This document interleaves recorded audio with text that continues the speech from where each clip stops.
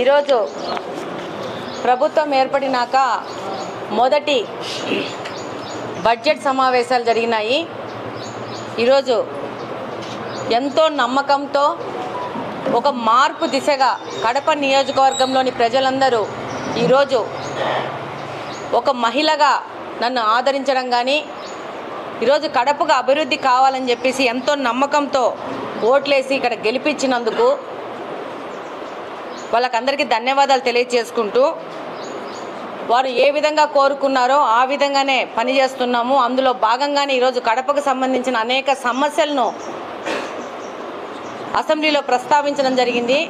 అలాగనే కడపకే కాదు రాష్ట్ర సంబంధంగా కూడా సమస్యలను అసెంబ్లీలో ప్రస్తావించడం జరిగింది. ఈరోజు ఎన్నికలకు ముందు చెప్పాను, ఎన్నికల తర్వాత చెప్తున్నాను. ఈరోజు ప్రతి ఒక్క సెషన్స్లోనూ నేను మాట్లాడుతున్నాను.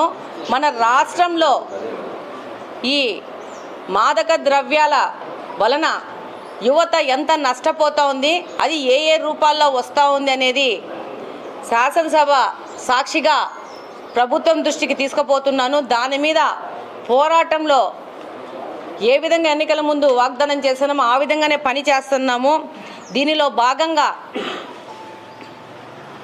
కలెక్టర్ గారిని కలవడం జరిగింది, లోకల్గా కడపలో ఎస్పీ గారిని కలవడం జరిగింది. ఆ రోజు మహిళలు వచ్చేసి ఈ యొక్క పెయిన్ కిల్లర్స్ వల్ల మా పిల్లోళ్ళు ఇబ్బంది పడుతున్నారు, వాళ్ళ వల్ల మా కుటుంబాలు అతలాకుతలం అవుతున్నాయి, మమ్మల్ని పిల్లోళ్ళు వచ్చేసి ఈ యొక్క డ్రగ్స్ యొక్క ప్రలోభం వల్ల వాళ్ళు ఇంట్లో పేరెంట్స్ని కొట్టడం కానీ దొంగతనాలు చేయడం కానీ క్రైమ్ చేయడం కానీ జరుగుతూ ఉంది అని చెప్తే దాన్ని ఎస్పీ గారి దృష్టికి తీసుకుపోయి కంప్లైంట్ ఇవ్వడం జరిగింది.